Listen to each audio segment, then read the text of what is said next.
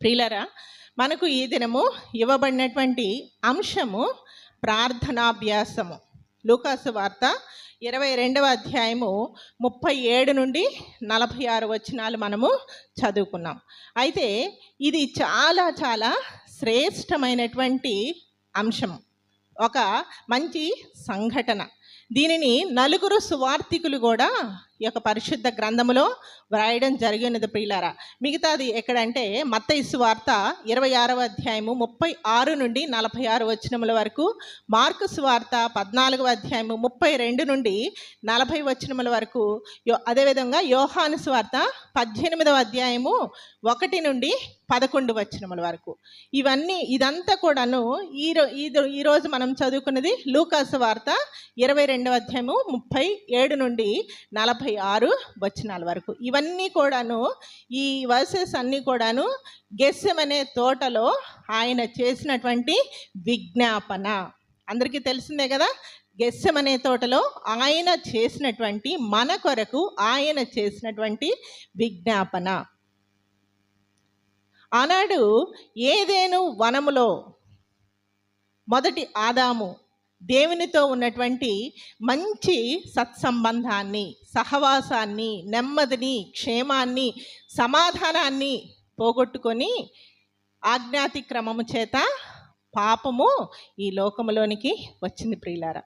మరి అట్టి స్థితిలో తండ్రి అయినటువంటి దేవుడు, అయ్యో నా స్వహస్తములతో చేసినటువంటి ఈ బిడ్డలు సమాధానము లేకుండా నశించి పోతూ ఉన్నారు, పాపము చేత, అపరాధముల చేత చచ్చినటువంటి స్థితిలోనే ఉండిపోతూ ఉన్నారు అని చెప్పి ఆయన మన యందు జాలిపడి, దేవుడు లోకమును ఎంతో ఎంతో, అసలు అది ఎంతసేపు అన్నా కానీ దానికి ఎండింగ్ ఉండదు, ఎంతో ప్రేమించి ఆయన తన కుమారుణ్ణి, తన స్వంత కుమారుణ్ణి ఏమాత్రము కూడా స్వార్థము లేకుండా ఈ లోకానికి ఆయన పంపించి ఉన్నాడు. ఎందుచేతనంటే ఆయనకు మనకు మధ్యలో ఉన్నటువంటి ఆ యొక్క అగాధాన్ని చెరిపివేయటం. ఆయన మరి అటువంటి సంఘటన ఇక్కడ మనము చూస్తున్నాం. ఎందుకు మనల్ని ఆయన్ను ఈ లోకానికి పంపించాడంటే, తన బిడ్డలైనటువంటి మనల్ని అందరినీ కూడాను ఆయనతో మనము సమాధాన పరచబడడానికి ఆయన్ని ఈ లోకానికి పంపించాడు. ఆయన మన కొరకు శ్రమపడి, బాధ నొంది, సిలువ వేయబడి, చనిపోయి, సమాధి చేయబడి, తిరిగి లేచాడు. ఆ సంఘటనకు, మరి ఆ సిలువ యాగానికి ముందు ఏమి జరిగినది అనేటువంటి ఈ యొక్క ప్రశస్తమైనటువంటి ఈ యొక్క అంశాన్ని మనము ఈరోజు ధ్యానించబోతున్నాం. లూకాసు వార్తలో మనము చూసినట్లయితే, లూకా ఒక గ్రీకు వైద్యుడు. ఈయన యూదుడు కాదు, కానీ ఈయన ఒక అన్యుడు ప్రియులరా. పౌలు సువార్త పరిచర్యలో ఆయన లూకాని కలిసినప్పుడు మరి దేవుని యొక్క విశ్వాసంలోనికి నడిపించినట్లుగా మనము చరిత్రలో చూస్తాం. ఈ లూకా పౌలు గారి యొక్క అభిమానాన్ని ఎంతో పొందుకున్నటువంటి వాడుగాను, అంతేకాకుండా మంచి నమ్మకమైన సువార్త పరిచర్య చేసేటువంటి వాడుగా పౌలుచే గుర్తింపబడి ఉన్నట్లుగా మనం చూస్తూ ఉన్నాం ప్రియులారా.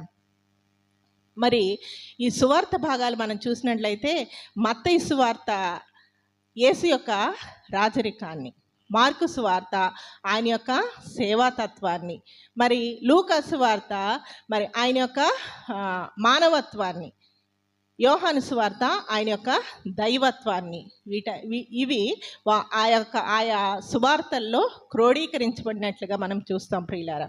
ఈ దినము మరి క్రీస్తు శకము 62వ సంవత్సరములో పౌలు రోమాచరలో ఉన్నప్పుడు లూకా గారు ఈ లూకా సువార్తను మరియు అపోస్తుల కార్యములు ఎవరు రాశారు తెలుసు కదా, అపోస్తుల కార్యముల గ్రంథము లూకా వ్రాసినట్లుగా మనము చరిత్రలో చూస్తాం. ఈ రెండు కూడాను ఆయన 62వ సంవత్సరములో, క్రీస్తుశకం 62వ సంవత్సరములో పౌలు గారు చెరలో ఉన్నప్పుడు లూకా ఈ రెండింటిని కూడా వ్రాసినట్లుగా మనము చూస్తూ ఉన్నాము. ఈ లూకా సువార్తలో యేసు చేసినటువంటి అద్భుత క్రియలు, ఆయన యొక్క బోధలు కలిగి ఉన్నటువంటి పెద్ద సువార్త ఈ లూకా సువార్త.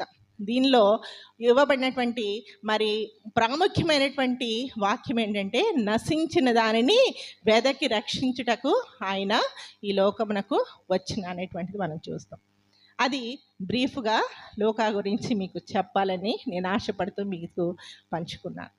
ఈ దిన వాక్యాన్ని మనం చూసినట్లయితే అక్కడ చూడండి, లూకా సువార్త 22, ఆయన అక్రమకారుల్లో ఒకడుగా ఎంచబడినని వ్రాయబడిన మాట నా యందు నెరవేరవలసి ఉన్నది. ఏలయనగా నన్ను గూర్చిన సంగతి సమాప్తమవుచున్నదని మీతో. ఆయనగా యేసుక్రీస్తు వారు ఆయన శిష్యులతో ఆయన చెప్తూ ఉన్నటువంటి మాట, నన్ను గూర్చినటువంటి సంగతి ఇంకా సమాప్తమైపోతుందని ముందుగానే చెప్తున్నాడు.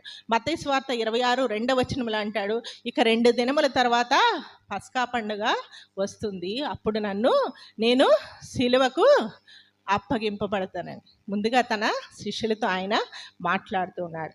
తర్వాత ఈ 39 నుండి చూసినట్లయితే తరువాత, చాలమ్మ, తరువాత అంటే ముందు ఏదో జరిగింది ఆ సంఘటన, దాని తర్వాత సంగతి అని మనం అర్థం చేసుకోవచ్చు. మత్తయి సువార్తలోనైతే అంతటా అంటాడు. అట్లాగా కాబట్టి అని ఈ మాటలుంటే ముందు ఏదో ఒకటి జరిగింది, అది ఏమి జరిగింది, దాని తర్వాత ఈ విధంగా జరిగింది, అది ఏమి జరిగిందో మనం చూసినట్లయితే ప్రియులారా, మరి యేసుక్రీస్తు వారు చివరి ప్రయాణం యెరూషలేము పట్టణానికి ఆయన వచ్చారు. ఎందుకు వచ్చారు? తను సిలువకు అప్పగింపబడ్డాడు. మన కొరకై సిలువ యాగము చేయుటకు ఆయన యెరూషలేమునకు వచ్చారు. చివరిగా తన శిష్యులతో కలిసి మేడగదిలో ఆయన పస్కా విందును ఆరగించారు. పస్కా విందును ఆచరించిన తర్వాత అక్కడ మత్తయి సువార్తలోనైతే మనకి చక్కగా ఉంటుంది, అంతటా వారు కీర్తన పాడుచు ఒలీవల కొండకు వెళ్ళిరంటారు. కీర్తన ఎందుకు పాడారు అంటే, పస్కా భుజించిన తరువాత స్తుతి కీర్తనలతో అది ముగింపబడుతుంది. ఆయన చివరి పస్కా విందును ఆయన అక్కడ భుజించిన తరువాత ఆయన క్రిందకు దిగివచ్చి ఒలీవ కొండకు ఆయన వెళ్ళినట్లుగా చూస్తాం. ఇది లూకా సువార్త 21:37 అంటాడు, ఆయన తన వాడుక చొప్పున, అంటే ప్రతి దినము కూడా పగటి యందు దేవాలయంలో ప్రార్థన చేసేవాడు, రాత్రి వేళ ఒలీవల కొండకు వెళ్ళి ఆయన ప్రార్థన చేసేవాడు. అయితే మా యోహాను సువార్త 18:1-2 యేసు పలుసార్లు ఆ కొండకు వెళ్ళెను అనేటువంటి వాక్యాన్ని మనం అక్కడ చూడవచ్చు. ప్రియులారా, ఈ ఒలీవల కొండ ఎక్కడ ఉంది అంటే, యెరూషలేమునకు తూర్పు వైపున ఈ ఒలీవల కొండ ఉన్నది. ఇది మరి పాలస్తీనాలో అత్యంత ఎత్తైనటువంటి పర్వత శ్రేణుల్లో ఈ ఒలీవ కొండ 2.5 మైళ్ళ దూరంలో ఉన్నటువంటి ఒక పెద్ద కొండ శిఖరం.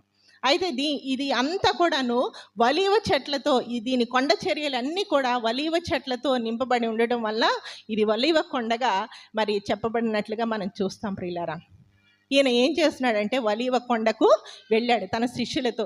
కెద్రోను వాగు దాటి ఆయన ఒలీవ కొండకు వెళ్ళినట్లుగా చూస్తాం. ప్రియులారా, ప్రభువు తన శిష్యులతో ఆ పట్టణపు గౌనుల ఇరుకైన ఆ వీధుల గుండా, పట్టణపు గౌనుల గుండా కెద్రోను వాగు దాటి ఒలీవల కొండ మీదకి ఆయన నడిచి వెళ్ళినట్లుగా చూస్తాం. ఒలీవ కొండ మీద ఏమున్నది?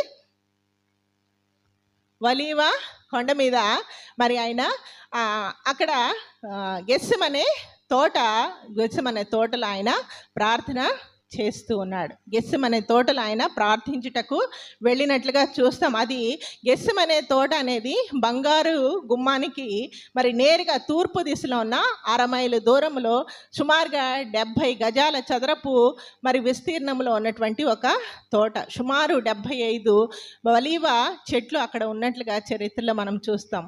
ఇప్పటికీ కూడా ఒక 8 చెట్లు ఉన్నాయట. మరి మనకైతే తెలీదు, మరి వెళ్ళిన వారు ఎవరైనా ఉంటే చూడండి. అట్లా మరి చరిత్రలో మనము చూస్తాము. అక్కడికి వెళ్ళి ఆయన పలుమార్లు అక్కడికి వెళ్ళి ఆయన ప్రార్థన చేస్తూ ఉండేవాడు. గెత్సెమనే అనేటువంటి మాటకు అర్థం తెలుసు కదా, గెస్సెమనే అంటే నలుగగొట్టబడుట. ఇది గ్రీక్ వర్డ్ అనమాట. అది హెబ్రీ పదం నుంచి ఇది వచ్చినట్లుగా మనం చూస్తాము. గెస్సెమనే అంటే నలుగగొట్టబడుట.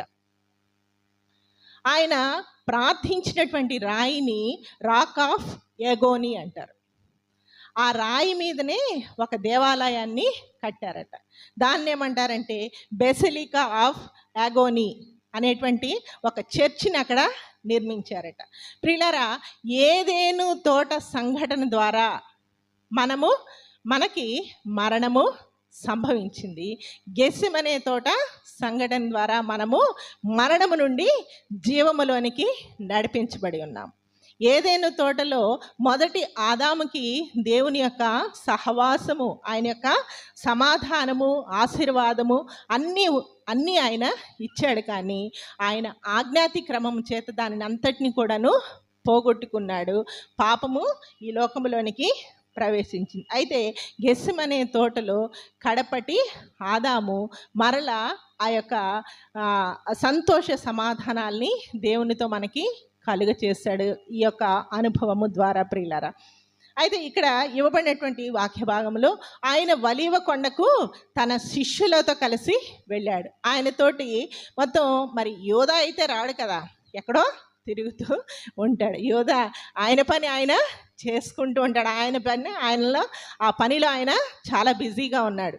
మరి మిగతా 11 మంది శిష్యుల్లో 8 మంది శిష్యుల్ని ఆ ద్వారం దగ్గర ఉంచి ఈయనకు మరి ఆ అంతరంగికులైనటువంటి పేతురు, యాకోబు, యోహానులను తీసుకొని ఆయన తోటలోనికి వెళ్ళారు. ద్వారం దగ్గర 8 మందిని లోపలికి వెళ్ళిన తర్వాత ఈ ముగ్గురిని మరి ప్రార్థించమని చెప్పి రాతి వేత దూరం, అంటే మనం బలం కొద్దీ ఒక రాయిని విసిరినట్లయితే అది ఎంత దూరంలో పడుతుందో అంత దూరం అనమాట. రాతి వేత దూరం అంటే అక్కడికి వెళ్ళి ఆయన ప్రార్థించటానికి మోకాళ్ళుని, మరి అదొక తోట, రాళ్ళు రప్పలు ఎలా ఉంటాయి కదా, అక్కడ ఆయన మోకాళ్ళుని, మనకి ప్రార్థన చేయాలంటే మోకాళ్ళ నొప్పులు కదండి. ఇప్పుడే 20 సంవత్సరాల వయసులోనే మరి 15-20 సంవత్సరాల వయసులోనే మోకరించేటువంటి స్థితి ఎవరికి లేదు. దేవుడు మన కొరకు ఆ భయంకరమైనటువంటి ఆ స్థలంలో ఆయన మోకాళ్ళుని ప్రార్థించడం మొదలుపెట్టాడు. తండ్రి, ఈ గిన్నెను నా యొద్ద నుండి తొలగించు అంటున్నాడు. ఆ గిన్నె ఏమై ఉన్నది ప్రియులరా? ఆ గిన్నె అనేటువంటి ప్రయోగము అక్కడ అది మరణాన్ని సూచిస్తుంది. ఆ మరణానికి సంబంధించిందంతా ఆ గిన్నెలోనే ఆయన చెప్తూ ఉన్నట్లుగా మనము సాదృశ్యంగా మనము చూస్తాము. జబదయి కుమారులైనటువంటి యాకోబు, యోహాన్లు ఈ గిన్నెలోది మేము కూడా త్రాగుతామంటారు కదా, ఈ గిన్నెలోనిది మేము కూడా త్రాగుతామంటారు. కానీ ఆ గిన్నె సంఘటన వచ్చేటప్పటికి ఆయనకు ఎటువంటి ఆదరణ ఇవ్వలేనటువంటి స్థితిలో వారు వెళ్ళిపోయారు. ప్రియులారా, ఈ గిన్నె ఒక శ్రమల పోరాటం. ఈ గిన్నె ఒక శ్రమల పోరాటము, అపవాదితో పోరాటము, మరి ఆత్మల కొరకైనటువంటి పోరాటంగా మనము చూస్తాం. శిక్ష అనుభవించడానికి ఆయన శిక్షను భరించడానికి ఆయన ప్రార్థన చేస్తున్నాడు. మనమైతే మనకు వచ్చేటువంటి శిక్షను తప్పించమని, శిక్షను తప్పించుకోవడానికి మనము ఆయనకు ప్రార్థన చేస్తూ ఉంటాం. అందుకనే ఆ యేసుక్రీస్తు వారు చేసినటువంటి ప్రార్థన అసమానమైనటువంటి ప్రార్థన. శిక్షను భరించడానికి ఆయన ప్రార్థన చేస్తూ ఉన్నాడు. ఇక్కడ గిన్నె అనేది ఇక్కడ 3 గిన్నెలు మనకి, అంటే 3 టైప్స్ ఆఫ్ ఆ కప్స్ మనము ఒకసారి చూసినట్లయితే అది దేనికి సాదృశ్యంగా ఉన్నదని చూసినట్లయితే, ఒకటి cup of abundance, cup of abundance, పొంగి పొర్లుతున్నటువంటి, అంటే ఆయన దుఃఖముతో, అధికమైనటువంటి దుఃఖ భారముతో, బహు దుఃఖముతో చింతాక్రాంతుడిగా ఉన్నాడు. ప్రియులారా, ఏమంటున్నాడంటే, ప్రభు తండ్రి, ఈ గిన్నెను నా యొద్ద నుండి తొలగింపు అంటున్నాడు. ఆయన అది మానవునిగా ఆయన మానవుని యొక్క లక్షణము, తొలగించు అనేటువంటిది. తర్వాత నీ చిత్తమైతే, ఇది దైవ లక్షణము, దైవ కుమారుడిగా ఆయన ఆ మాట మాట్లాడుచూ ఉన్నాడు. ప్రియులారా, రెండవది కన్నీటి గిన్నె, కప్ ఆఫ్ టీయర్స్. కీర్తనల గ్రంథము 6వ అధ్యాయం 6వ వచనములో, నేను మూలుగుచూ అలసిపోయి నా కన్నీళ్ల చేత నా పరుపు తేలచేయుచు ఉన్నాను, అది ఆ కన్నీటిలో కొట్టుకొని పోచు ఉన్నది అంటాడు. ఎవరు? దావీదు. ఎంతటి కన్నీటి ప్రార్థన! అట్టి మరి ప్రార్థన మనము కూడా కలిగి ఉండాలని ఈ రాత్రి కాలంలో మరి హెచ్చరిస్తూ ఉన్నారు. మూడవది కప్ ఆఫ్ బ్లడ్, రక్తపు గిన్నె. యేసుక్రీస్తు వారి యొక్క రక్తము మన పాపమును పరిహరించుడికి ఆయన ఈ శిలువ యాగాన్ని చేసినట్లుగా మనము చూస్తున్నాం ప్రియులారా. ఆ యేసుక్రీస్తు శిలువను అనుభవించు సమయం కొరకు ఎదురు చూస్తూ ఆయన ప్రార్థన చేస్తూ ఉన్నాడు. మనమైతే ఎటువంటి సమయం కోసం ఎదురు చూస్తూ ఉంటాము? మనమైతే సంతోషము, సమాధానము, మరి నెమ్మది, ఉల్లాసమైనటువంటి ఆనందకరమైనటువంటి సమయం కోసం మనం ఎదురు చూస్తూ మనము ప్రార్థన చేసేటువంటి వారముగా ఉంటాము. మరి ఆయన ఆ విధముగా ప్రార్థన చేస్తున్నప్పుడు పరలోక దూత వచ్చి ఆయనకు పరిచర్య చేసినట్లుగా చూస్తాం. మత్తయి సువార్త 4వ అధ్యాయం 11వ వచనంలో కూడా, అంతటా అపవాది ఆయనను విడిచిపోగా దేవదూతలు వచ్చి ఆయనకు పరిచర్య చేసిరనంటది. దేవదూత పరిచర్య చేసిన తర్వాత ఇవ్వబడినటువంటి వాక్య భాగంలో ఆయన వేదన పడి మరింత ఆతురముగా ప్రార్థించాను. యోహాను సువార్త 12వ అధ్యాయము 27వ వచనములో, ఇప్పుడు నా ప్రాణము కలవరపడుచున్నది అంటాడు. అన్నిటికంటే ప్రాముఖ్యముగా హెబ్రీ పత్రిక 5వ అధ్యాయం 7వ వచనంలో ఏమని వ్రాయబడి ఉంటుందంటే, అది శరీరధారిగా ఉన్న దినములలో మహారోదనముతోనూ కన్నీళ్లతోనూ తన్ను మరణము నుండి తప్పించగలవానికి, రక్షింపగలవానికి ప్రార్థనలను యాచనలను సమర్పించి భయభక్తులు కలిగి ఉన్నందున ఆయన అంగీకరింపబడిన. తర్వాత వచ్చిన కూడా చదువమ్మ. ఆయన కుమారుడయుండియు తాను పొందిన శ్రమల వల్ల విధేయత నేర్చుకొనెను. తాను పొందిన శ్రమల వలన విధేయత నేర్చుకున్నట్లుగా చూస్తున్నాం ప్రియులారా. ఆయన చెమట రక్త బిందువులుగా మారింది.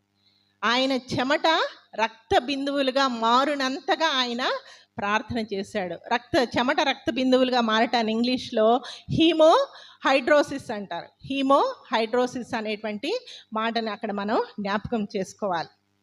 ఒక వ్యక్తి అధికమైనటువంటి ఒత్తిడికి గురైనప్పుడు, ఒక వ్యక్తి అధికమైనటువంటి బాధకు గురైనప్పుడు కలిగేటువంటి అనుభవం అది. అట్టి అనుభవాన్ని లూకా వైద్యుడు కదా, అందుకని ఆ అనుభవముని ఎరిగినటువంటి వాడుగా ఆయన ఈ మాట వ్రాయడం జరిగి ఉండవచ్చు. అంతేకాదు, పరలోకము నుండి దూతలు వచ్చి ఆయనకు పరిచర్య చేశారు అనేటువంటి మాట కూడా ఈయన సువార్తలోనే వ్రాయబడినది ప్రియులారా. మరి ఇంతటి తన చెమట రక్త బిందువులుగా మారినంతగా ఆయన మన కొరకు ప్రార్థన చేస్తూ ఉంటే శిష్యులకి ఆయన ఏం చెప్పారు? మీరు శోధనలో ప్రవేశించకుండానట్లు మెలకువగా ఉండి ప్రార్థన చేయండి అంటున్నాడు. పేతురు రాసినటువంటి మొదటి పత్రిక 4వ అధ్యాయం 7వ వచనంలో అంటాడు, అయితే అన్నింటి అంతము సమీపమై ఉన్నది కాగా మీరు స్వస్థ బుద్ధి గలవారై ప్రార్థన చేయుటకు మెలకువ కలిగి ఉండుడి. ప్రార్థన చేయుటకు మెలకువ కలిగి ఉండుడి అని ఆయన చెప్తుంటే వీరేం చేస్తున్నారంటే దుఃఖము చేత నిద్రపోతూ ఉన్నారట. దుఃఖము చేత నిద్రపోతూ ఉన్నారు. ప్రియులారా, వారు ఆత్మ సిద్ధమే కానీ శరీరము బలహీనం. యోహాను సువార్త 13:37-38లో పేతురు అంటూ ఉన్నాడు కదా, నీ కొరకు నా ప్రాణాన్ని కూడా పెడతానయ్యా అని అన్నటువంటి వాడు ప్రార్థన కూడా చేయలేక నిద్రపోతూ ఉన్నాడు ప్రియులారా. అదేవిధంగా అపోస్తల కార్యముల గ్రంథము 20వ అధ్యాయం 7-10 వరకు చూసినట్టయితే అక్కడ ఐతుకు అనేటువంటి యవనస్తుడు నిద్రావస్థ చేత నిద్రపోతూ ఆ పైనుంచి క్రింద పడిపోయి చనిపోయి ఎత్తబడెను అనేటువంటి. నిద్ర అనేటువంటిది సాతాను చేసేటువంటి పని. యోనా కూడా అంతే కదా, ఆ యొక్క ఓడ అడుగుకెళ్ళి పడుకొని నిద్రపోతూ ఉంటాడు. అది ఒక సాతాను పని. కాబట్టి నిద్రపోకుండా చెమట రక్త బిందువులుగా మారినట్లుగా ఆయన ప్రార్థన చేస్తూ ఉంటే మనము కూడా మరి మన కొరకు ఆయన పడినటువంటి శ్రమను బాధను అంతటిని మరచి మనము కూడా మన జీవితాలలో నిద్రావస్థలో మునిగిపోయి ఉన్నాం. మామూలుగా లేము, మునిగిపోయినటువంటి స్థితిలో ఉన్నాం. అయితే లూకాసు వార్త 22:45 వారు దుఃఖము చేత నిద్రపోతున్నారు అనుకుంటున్నారు. చాలమ్మా, నేను చెప్తాను. వారు నిద్రపోతూ ఉన్నారు, కానీ యేసుక్రీస్తు ఆయన లోపలికి ప్రార్థన చేయడానికి వెళ్ళగానే వారు నిద్రపోయి ఉండరు. వాళ్ళు ఏంటంటే నిద్రతోటి పోరాడుతూ ఉన్నారు. ప్రార్థన చేయాలనుకుంటున్నారు, కానీ ప్రార్థన చేయలేకపోతున్నారు. నిద్రతోటి పోరాడుతూ ఉన్నారు. మనము కూడా మన జీవితాల్లో దేవునికి దగ్గరగా వెళ్ళాలని, ఆయనకు ప్రార్థన చేయాలని, ఇదిగో ఈ రోజు నుంచి నేను ఉపవాసం ఉండి ప్రార్థన చేయాలి, ఇదిగో ఈ రోజు నుంచి తప్పనిసరిగా మరి ఆలయానికి వెళ్ళాలి, ఇలాగా అనేక మార్లు మనము అనుకుంటూ ఉంటాం, కానీ అది మనము చేయలేకపోతున్నాం, జయించలేకపోతూ ఉన్నాం ప్రియులారా. కాబట్టి వారు అలసిపోయి నిద్రపోయేటువంటి స్థితిలో ఉన్నారు. ప్రియులారా, మనకు ఇవ్వబడినటువంటి వాక్య భాగము ప్రార్థనాభ్యాసము. అభ్యాసం అంటే ఏంటి? అభ్యాసం అంటే ఎక్సర్సైజ్ కదా, అభ్యసించడం, ఎక్సర్సైజ్ అనమాట. మనం ఇప్పుడు ఈ కరోనా వచ్చిన తర్వాత ఆ ఎక్సర్సైజెస్కి అసలు జిమ్లన్నీ ఎక్కడా ఖాళీ ఉండట్లేదు, ఏ టైం కూడా ఖాళీ ఉండట్లేదు. శరీరం మీద ఎంత అపేక్ష అండి, ఎంత అపేక్ష. నేను హాస్పిటల్లో చేస్తున్న ఒక డాక్టర్గా అంటే, అమ్మ ఒక 5-10 నిమిషాలు మరి తీసుకుంటాను, క్షమించండి. ఎంత అపేక్ష. చనిపోయిన తర్వాత ప్రియులారా, నేను చూస్తున్నటువంటి సంఘటనలు, ఎంత ఆస్తి ఉన్నప్పటికీ, ఎంత మరి ఆస్తిపాస్తులు ఉన్నప్పటికీ, ఎంత ధనవంతులైనప్పటికీ కూడా చనిపోగానే ఆయాకి వార్డు బాయ్కి ఒక 100 రూపాయలు ఇస్తారు. ఒక 100 రూపాయలతోటి ఒక దుప్పటి కొనుక్కురా అంటారు. ఎటువంటి శరీరములో మనం ఉన్నామో చూడండి. ఒక్కడు కూడా దగ్గరకు వెళ్ళడు. ఎందుకు చెప్తున్నానంటే, శరీరము నశించిపోతుంది ప్రియులారా. ఆత్మ ఆయన అనుగ్రహించినటువంటి అది దేవుని యొద్దకే అది వెళుతుంది. కాబట్టి ప్రార్థన అనేటువంటిది చాలా చాలా అవసరము. శరీరానికి మరి శరీర ఆరోగ్యం కోసము మనము మరి అనేకమైనటువంటి ఎక్సర్సైజెస్లు, మరి ఎంతమంది మరి ఈ ఆరోగ్యం గురించి ఎంతమంది ఎన్ని జాగ్రత్తలు తీసుకుంటున్నారు, మీ ఆత్మ గురించి ఏం తీసుకుంటున్నారు, ఒక్కసారి మనల్ని మనము పరిశీలన చేసుకుందాం. ఆత్మకు ఎక్సర్సైజ్ ఏంటి? ప్రార్థన మన ఆత్మకు మరి అభ్యాసము చేయాలంటున్నాడు. ప్రార్థన అనేటువంటిది దేవునితో మన చిత్తాన్ని ఏకము చేయడమే ప్రార్థన.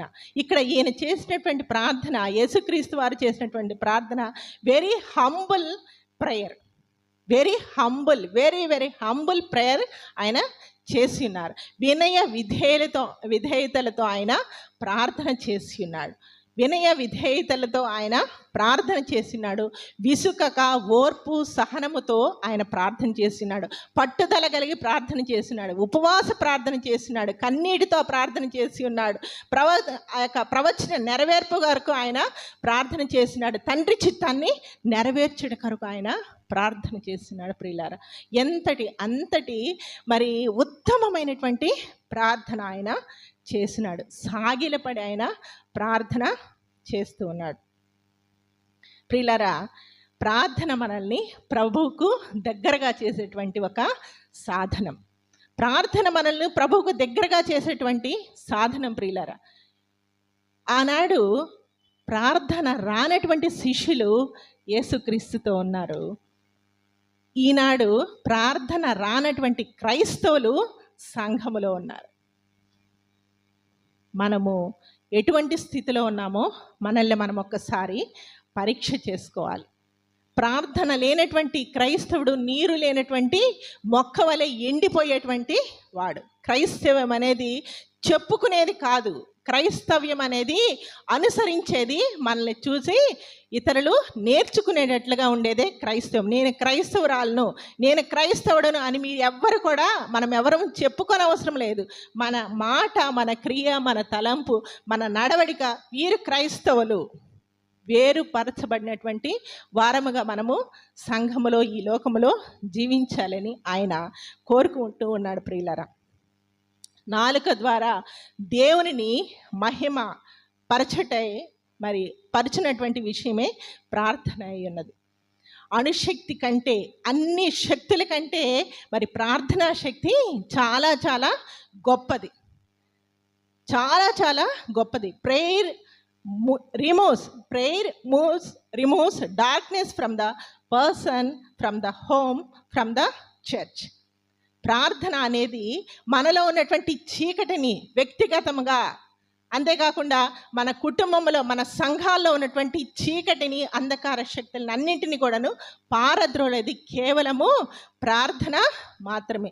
విశ్వాస యొక్క భాష ప్రార్థన అయి ఉన్నది. ప్రియులారా, ప్రార్థన ఊపిరి వంటిది. వ్యక్తిగతంగా మనల్ని మనము పరిశీలించుకొనడానికి, మనల్ని మనము విమర్శించుకొనుటకు మనము చేసేటువంటిదే ఒక న్యాయపీఠం వంటిదే ఈ ప్రార్థన అని మనము గుర్తించాలి. It's a part of our life. అంతే, మన జీవితంలో మన జీవన విధానంలో ఒక భాగముగా అది ఉండాలని ఆయన కోరుకుంటూ ఉన్నాడు. ఈ Lent improves the relationship between the God and you. అంతే కదా. ఈ లెంట్ ఉపవాస దినాలు దేవునికి మనకు మంచి సమీపముగా ఉండటానికి. అది ప్రియులారా, చాలామంది చెప్తూ ఉంటారు, నేను మరి ఉపవాస దినాలకి ముందు ఎంత బరువున్నానండి, ఉపవాస దినాల తర్వాత ఇన్ని కేజీలు నేను తగ్గానని అంటారు. అవునా కాదా? ఎవరి మనసాక్షి వారికి తెలుసు. నేను ఎవరిని విమర్శించట్లేదమ్మా, ఎవరి మనసాక్షి వాళ్ళు. మన హృదయ ఆలోచనలు, మన హృదయ తలంపులు, మన ఉద్దేశాలు దేవుడు ఎరిగిన వాడై ఉన్నాడు. మనము ఆత్మీయముగా ఆయనకు సమీపముగా ఉండటానికి ఉపవాసం ఉండి ప్రార్థన చేసేటువంటి వారముగా ఉండాలి. వేషధారణ అయినటువంటిది ఆయనకు ఇష్టమైనది కాదు. ఒక ప్రార్థన చేసేటువంటి వ్యక్తి మరింత ప్రార్థించేటట్లుగా చేస్తుందట. ప్రార్థన ఒక వ్యక్తిని మరింత ప్రార్థించేటువంటిగా చేస్తుందని మనం చూడవచ్చు. ప్రియులారా, ప్రార్థన వల్ల సమస్తము సాధ్యమే. విరిగి నలిగిన మనసే దేవునికి ఇష్టమైన బలి అని ఆయన ఇక్కడ తెలియజేస్తున్నాడు. శ్రమ అనుభవించదన ప్రార్థన చేయము అంటాడు. శ్రమ అనుభవించిన ఎడలా నీవు ప్రార్థన చేయమని చెప్తున్నాడు. మనము ప్రార్థన చేసేటువంటి విధానము ఏ విధముగా ఉండాలి? అందరికీ కనబడేటట్లుగా మనము ప్రార్థన చేయాలా? అవసరం లేదు. మత్తయి సువార్త 6వ అధ్యాయము 6వ వచనములో మనము ప్రార్థన చేసేటువంటి విధానం అక్కడ మనకి తెలియబడుతుంది.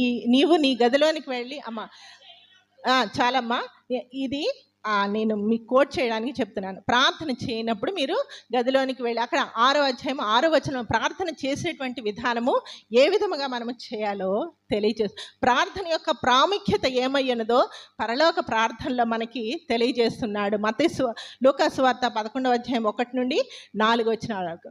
మరి ఈ యొక్క వాక్య భాగంలో types of prayers, 3 prayers, prolonged prayer, చాలా పెద్ద ప్రార్థన.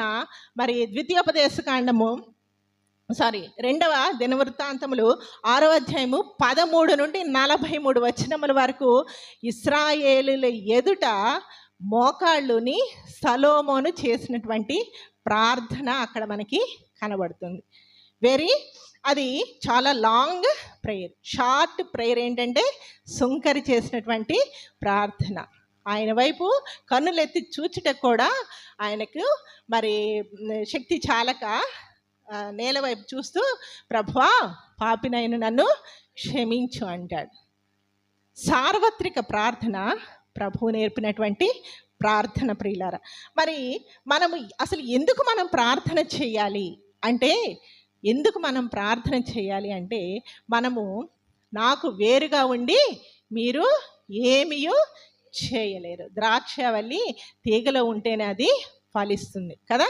అయితే మనం ప్రార్థన చేస్తూ ఉన్నాము, కానీ మన ప్రార్థనలు దేవుడు ఎందుకు ఆలకించట్లేదు? ఇంతకాలం నుంచి నేను సంవత్సరాల తరబడి ప్రార్థన చేస్తున్నానమ్మా, నా ప్రార్థనకి జవాబు రావడం లేదు. ఎందుకు అంటే మీకా గ్రంథము 3వ అధ్యాయం 4వ వచనం అంటాడు, వారు దుర్మార్గతను అనుసరించి నడుచుకుంటున్నారు కనుక వారు ప్రార్థించినప్పటికీ వారి యొక్క మొరను నేను ఆలకింపను అని అంటూ ఉన్నాడు. కాబట్టి మనము ప్రార్థన చేసేది మనం పొందుకోవాలంటే మన యొక్క ప్రవర్తనను మనము సరిచేసుకోవాలి. మన యొక్క ప్రవర్తనను మనము సరిచేసుకోవాలి ప్రియులారా. ఆయన అందుకనే మన ప్రార్థనలు ఆలకింపని అంటున్నాడు. మనకు జవాబు ఎందుకు మనం పొందుకోలేకపోతున్నామంటే మనము సరి అయిన విశ్వాసముతో ప్రార్థన చేయట్లేదు, సందేహంతో ఏది అడగవద్దు అంటున్నాడు.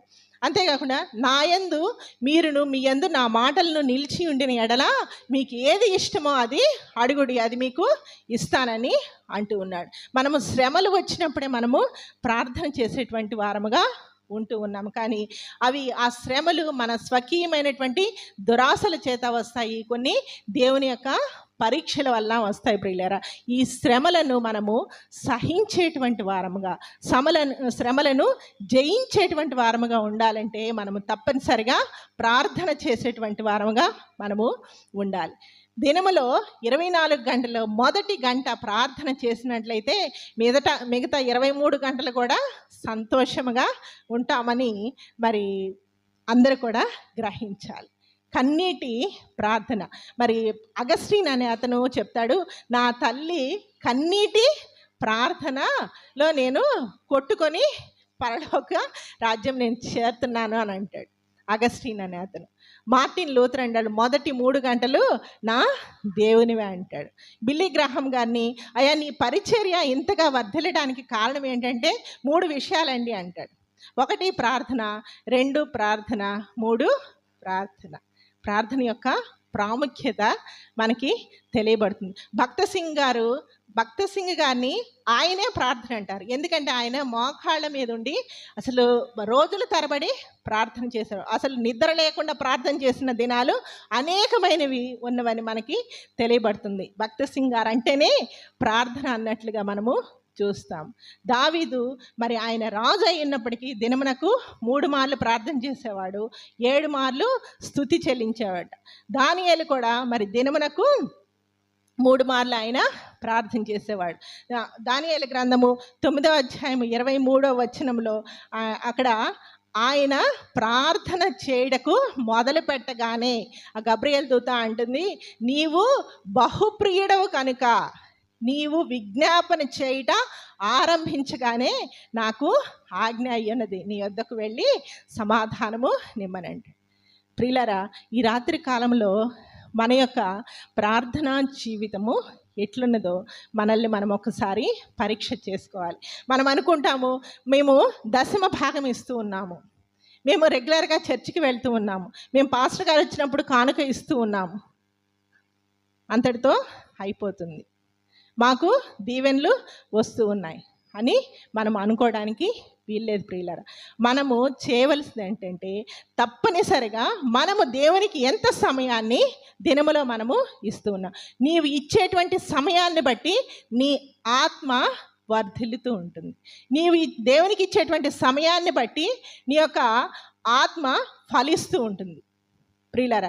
కాబట్టి ఈ రాత్రి కాలంలో మనల్ని మనము మరి ప్రార్థనా జీవితంలో ఎదిగేటువంటి వారముగా, ప్రార్థనా జీవితంలో విశ్వాస సహితమైన ప్రార్థన రోగిని స్వస్థపరచును అంటాడు. కాబట్టి ప్రతి ఒక్కటి ప్రార్థన గురించి అసలు గంటల తరబడి చెప్పుకున్నా కానీ సరిపోదు. కాబట్టి కొన్ని మాటలు మనము ఈ రాత్రి కాలంలో వివరించాము. అయితే యోహాను 3వ పత్రిక 2వ వచనంలో ఒక మాట ఉంటుంది, ఒకసారి చదవండి. 3వ పత్రిక, ప్రియుడా నీ ఆత్మ వర్ధిల్లుచున్న ప్రకారము అన్ని విషయములలో సౌఖ్యముగా నుండవల్లంటాడు. మన ఆత్మ వర్ధిల్లాలంటే మనము దేవునికి సమీపముగా ఉండాలి, ప్రార్థన అభ్యాసము చేయాలంటున్నాడు. ఇప్పుడు ఒకసారి మనము ఏమి అభ్యాసము చేస్తూ ఉన్నాము, ఇర్మియా గ్రంథంలో అంటాడు, మీ నాలుకలకు అబద్ధములాడుట అభ్యాసము చేయుచున్నారు అంటాడు. మనము దేనిని అభ్యాసం చేస్తున్నాము? ఒకసారి ఇంటికి వెళ్ళిన తర్వాత ఒకసారి రోమాపత్రిక 1వ అధ్యాయము 28 నుండి 30 వచనముల వరకు, ఆ 28, 29, 33 వచనాలు కూడా మనము వేటిని అభ్యాసం చేస్తున్నాము అక్కడ వ్రాయబడి ఉన్నది. సమయం చాలా అయిపోయింది కాబట్టి నేను ముగిస్తూ ఉన్నాను ప్రియులారా. అటువంటి అభ్యాసము చేయడం వల్ల మనకి మరణం కలుగుతుందని మనకి తెలిసి కూడా మనం వాటినే అభ్యాసం చేస్తున్నామట. అటువంటి అభ్యాసం చేసేటువంటి వారితో కూడా మనం కలిసి సంతోషంగా సమ్మతిస్తున్నామని మాట వ్రాయబడింది. కాబట్టి మనము ప్రార్థన చేసేటువంటి వారముగా, ప్రార్థనలో స్థిరులుగా, ప్రార్థనలో అభ్యాసము కలిగినటువంటి వారముగా ఉండి మన మాటలు, క్రియలు, తలంపులు అన్నీ కూడా దేవునికి అంగీకారములుగా ఉండి దేవుని చేత అంగీకరింపబడేటువంటి వారముగా మనము ఉన్నట్లయితే మనము, మన కుటుంబాలు, మన సంఘము, మన ఇరుగు పొరుగు వారు ప్రతి ఒక్కరు కూడాను ఆశీర్వాదమునకు వారి ఆశీర్వాదమునకు కారకులుగా మనం ఉండాలని దేవుడు కోరుకుంటూ ఉన్నాడు. అట్టి కృప పరిశుద్ధ దేవుడు మనకందరికీ అనుగ్రహించును గాక.